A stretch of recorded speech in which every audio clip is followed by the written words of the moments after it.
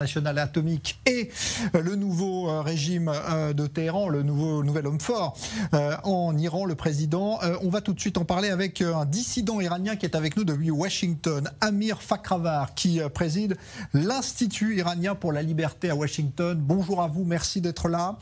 Quel est votre sentiment ce soir? Est-ce que l'agence internationale a réussi à reprendre un petit peu la main en Iran en étant autorisée à pouvoir surveiller ce qui se passe? Non, je ne crois pas du tout. Tout d'abord, merci de m'avoir invité. Mais comme nous l'avons dit lors des précédents accords, c'est un jeu du régime iranien. Le régime veut gagner du temps pour fabriquer sa bombe nucléaire. C'est tout. Et ils font tout ce qui est nécessaire pour cela. Ils mentent, ils manipulent la communauté internationale. Tout cela pour avoir accès à l'armement qu'ils veulent développer.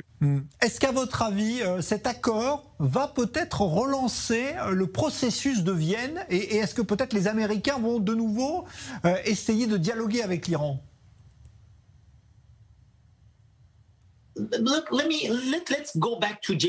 J'aimerais qu'on remonte à l'accord original qui avait été conclu. Nous n'avons cessé de dire à l'époque que ce n'est ni l'administration Obama ni le régime iranien ne veulent véritablement qu'on sache ce qui se fait. Par exemple, cet accord qui s'appelait JCPOA en anglais, qu'est-ce que ça voulait dire, cet accord conjoint? Cela ne veut rien dire, ça n'est pas un traité international, ça n'est pas un accord international, c'est une dénomination très étrange. Ils se sont enfermés dans une salle ensemble et sont sortis de cette salle pour dire aux médias qu'ils avaient signé cet accord. Pour dire, nous n'avons pas échoué, nous avons signé cet accord global entre vous, nous et quelques amis. Eh bien, allons boire un café. C'est un peu la même chose. C'est ça, ce plan d'action. Cela ne signifiait absolument rien. Et l'Iran le savait très bien. Les mollahs iraniens le savaient très bien. Et ils ont joué avec les mots. Et l'administration Obama, et surtout Ben Rhodes, ils ont joué avec les mots pour faire croire, pour vendre cet accord au Congrès, parce qu'ils avaient besoin des votes au Congrès américain, au Sénat.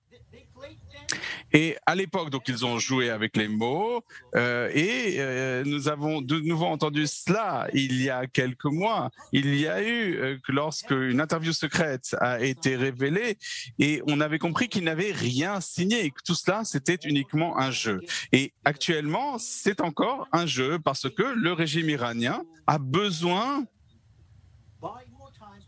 de gagner du temps et l'administration Biden, qui est en fait la même chose d'ailleurs que l'administration Obama, cette administration Biden, ce qu'ils veulent, c'est tout simplement faire part d'un succès en politique internationale et ils doivent donner quelque chose au public américain. Mais ce sera un désastre pour le peuple iranien, pour les Israéliens, pour la communauté internationale, lorsque les mollahs fous de l'Iran auront accès à l'arme nucléaire. Merci pour cette réaction sur i24 News. Amir Fakhravar, je rappelle que vous présidez l'Institut iranien pour la liberté à Washington, que vous avez été vous-même emprisonné dans les geôles iraniennes du régime, donc des ayatollahs. Merci d'avoir réagi sur i24 News. Thank you. Thank you.